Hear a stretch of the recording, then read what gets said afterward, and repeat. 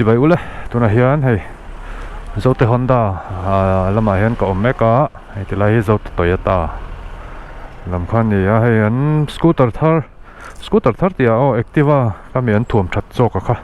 thì mấy tiếng 2025 version cả vẫn chú cần khởi về trên đó này mũ đàn tê suy về lại đó nữa mà sao bây giờ video table trong cái top sinh mình nói kia sao về turin kan som hal chu ani hi TFT display hi ron keng thar to kan kalila kan soi chawang heta lại tuổi trang chầu lắm đấy lán lệ hoa miệng vela chầu mẹ scooter hi chu angai thấu qua lần gì thì mà yang headlight board te hitlem te naron thong seta chuan sira hian Activa logo vel poi chetein dang lam boka baka chuanin hei hemi TFT hei ron kenga TFT om zia chu hemi hei speedo lai kan suitiam dan tur chuan akal rang chi ang kha hei ron keng ve to boka bike tam takin anei phak lo ang ka scooter in ron keng tat me hei tha le mai chuan ama hi ron dang lam na chu OBD2B kha ron ni to boka sensor auto sensor kan tiang chi kha exhaust hei ben pipe auto sensor ang chi kha pa ni ron keng tel tin ani chu tan kan chawang thì lại con chawat te hian nge an ti ta kan en le ngal lo ha chuan takin walk around te kan ei don le Honda chu sia tang khan kan thre in reliability an tra MMT kan thre sa veka 125cc ani ama hi reliable view boka engine thatak smooth tak Activa 125 hi color chiruk oma chang chiruk than tur oma chuan a smart version ang chi ang kha boka ma se kha tuna hian an lo thal zo to awang hin tuna ka khalai hi smart key ni lo ang chi kha ania smart key ka chuan in heta chami vi lo ngai lo ang chi remote mang chi kha ni ta chu dang lam na chu hemi screen hit sete na lian chat boka chuan phone app tenen pon tin nge mani connect khan thil sang lang thei chang kang view mai phone ne na connect khan music can play line next na ti te la select na ti rang te ti vel te lai turn by turn navigation ang chi te chuan message read na ti rang te chuan kan sei lan ngal du boka chu Honda Activa hi India chuan number 1 selling scooter ni char ne Mizoram hianin kan mel hriat vak lo mai po Activa hi India ram anga chuanin scooter sei chuan Activa ni ngal mai kha tiang chi ang kha mo enga tingen thlan vai ho in Activa du zel na chan kan ti chuan petrol te he lowa vai ho chuan mileage ngai pe mo khamo chuan reliability kha chu sei to ang khan ani mok shrip ta Honda ni chuan heti khopa India raman Chaltlang scooter chu a che thei lo rim Mizoram chuan hei kan thevak lo mai jok han bel chiang ve chin taila 125cc nia chak pa ngai ve via ka khal chin to kha hi version lui jok ang chi te po chu bangin a technical spec lutuk ang chi kha chu han kol soi ril vak po ngai to lem lo wa ama hi scooter tharla kan ni chuang lo bok nen update lem azong ron ma wangin voin hian Zote Honda lamin khal chin turin min soma chu kan khal chin ve tapot ania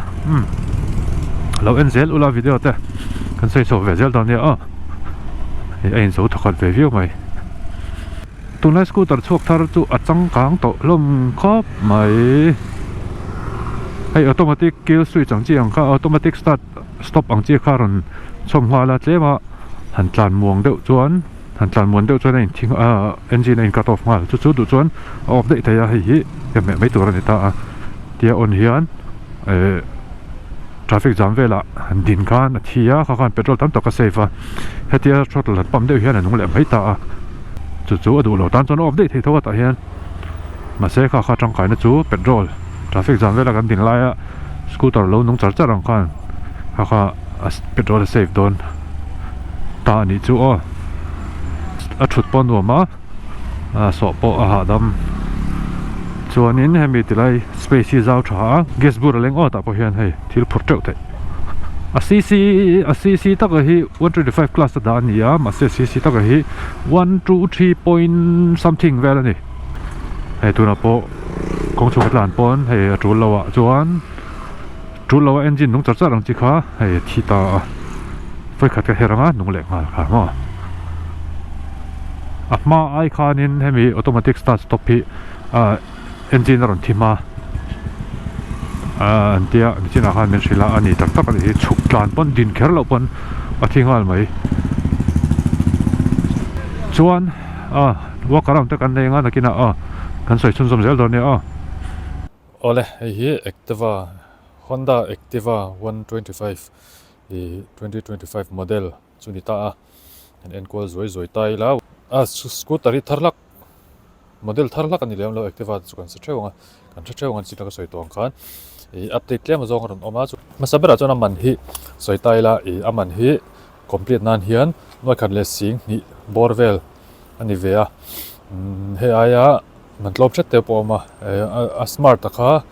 noi khat le sing ni le tlem vela complete te ya chuanin lon te pona lak the ya Honda lama red wing lampang Chaltlang road hian an oma chu lo contact ta wala contact number te po koran danga thome chuanin headlight borvel hi tlem in ron dang seta hemi sear chrome te ron oma chuan a headlight pian hit chete na dang lampokin ka sia a hluinen khan mo chuan hemi indicator lights borvel te ente po hi ron dang lam set poka abaka hi chuan dang lam lian lutuk chu om than lo tilai Activa ti inzian lai borvel hi tlemin an a design ron dang set boka chuan hei tilai hian joystick ang chi te aron om to ta hian hetrang hian tilaya display khan thil chang chang a me chu thei boka ka chu kan la enanga chuanin he tilai hian poi model chu hei type C charger an om ala ta hian phone vel charge ma zu thei dona ta hian holder thil enga modan tur ter an om boka thon viau maya hi TFT screen kan tiang chi kha color display kharon aron kengtel tani chuanin poi model chu hei RPM ter an om to boka ta hi scooter hen RPM lang hi atam vak lo mai theya hei ta hi RPM ron langa start chinila hei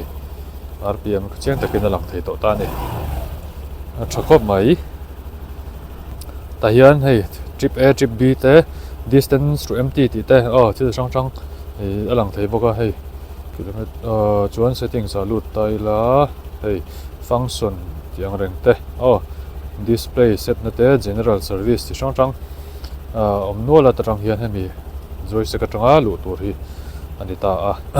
ta hianin page chang me chu thei real time mileage te polang theya afduan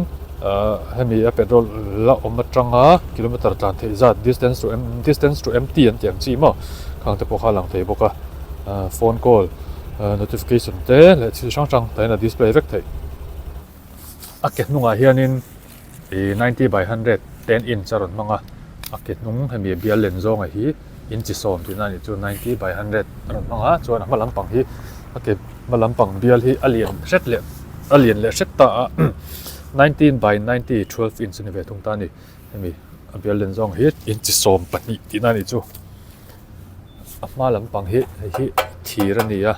he po thir he plastic hen thiron mangno la chon tilai hei bumper guard mi thakop mai tauran pal rel veng don ta veng tia tilai tau pal po in hei mi plastic chin chau hi thak te don ta hei tharo kom mai chuan tilai space po hi zau thaviawa gas bur leng hal poi mo gas bur leng lo kan boi viau thin ka chuanin engine hi 125 plus omnia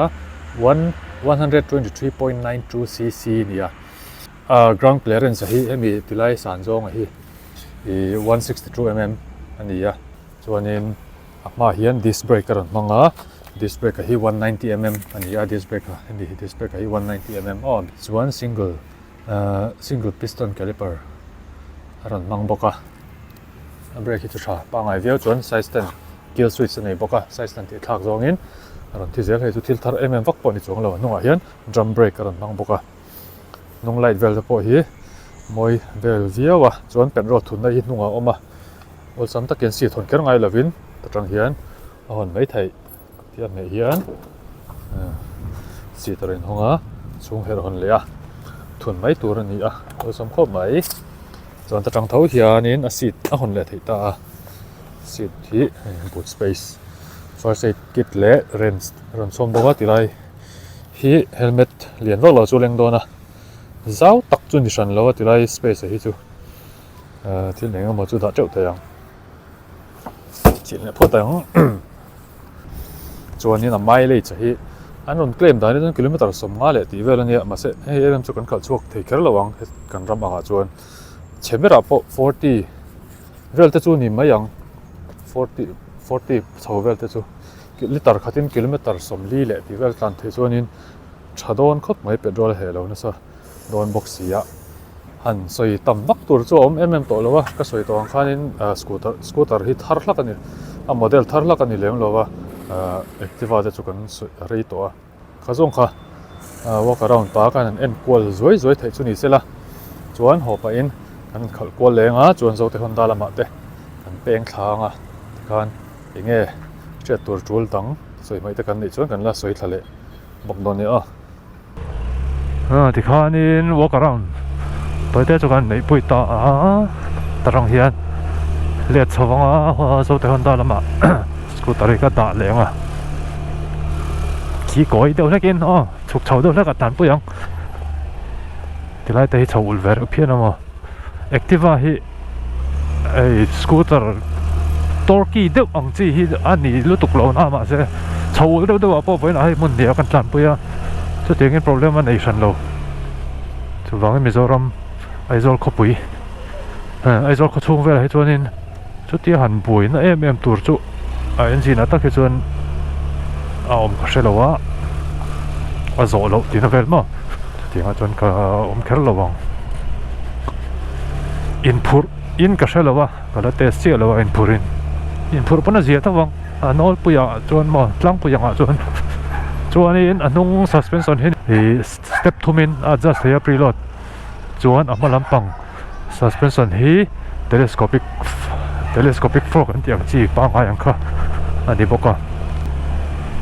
automatic start stop chu an thok ma ang reng khop mai a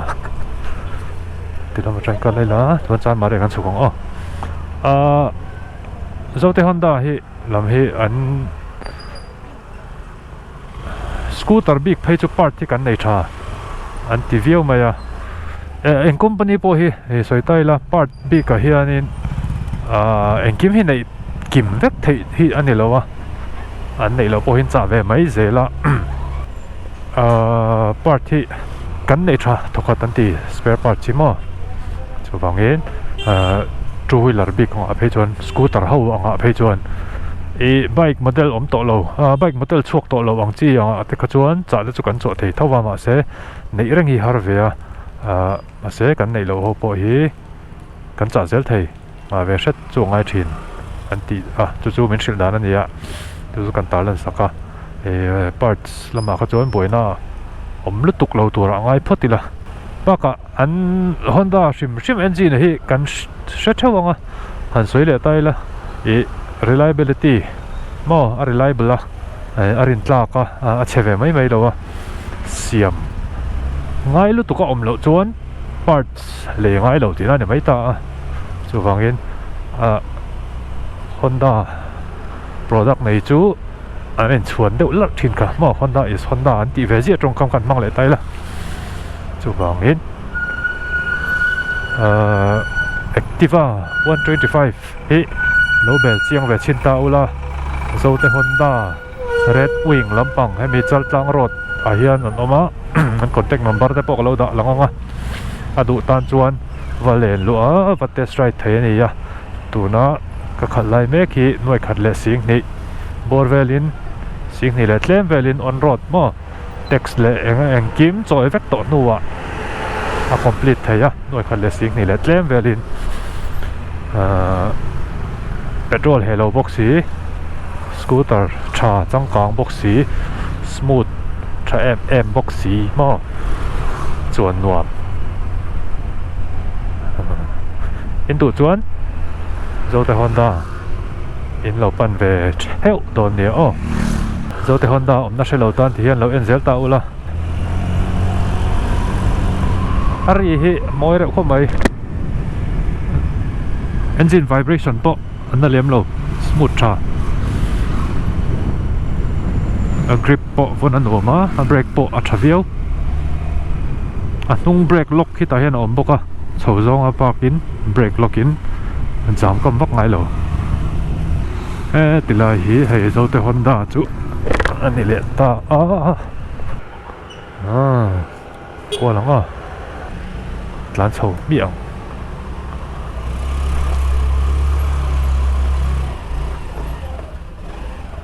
lẹ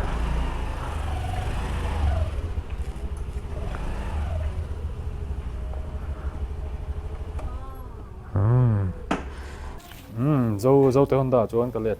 ta chuan hei color sang polo om to tela hi var oma chuan tila hian hei hi a pawl dark blue ang deuh hlek en me chun a dum ang deuh hlek hei hi oma chuan hei ka khal khan ta chuan hei hi trop adum hei hi dum ani ta engau color hi oma chuan heta hi gray om boka hi moi reuh phian mai a sen kha om lowa a bak chu om kim ani hi chuan hei dio te thilong post kan nei thaviawa chuan hei tilama po bike CV 200X te po oma stock an nei a ta hi CCNM chi te mo tikhanin Zote Honda lopan ve chinula lova bel chiang ve chin ro showroom a hian test drive tur te po mang tikhanin video lo en tu te inchunga ka lom le mai tikha ka chainan le doa contact number ka lo ta hian in lo zot chinanga in lo va test drive ve nge don nia bye bye bye bye pot ani le pot ule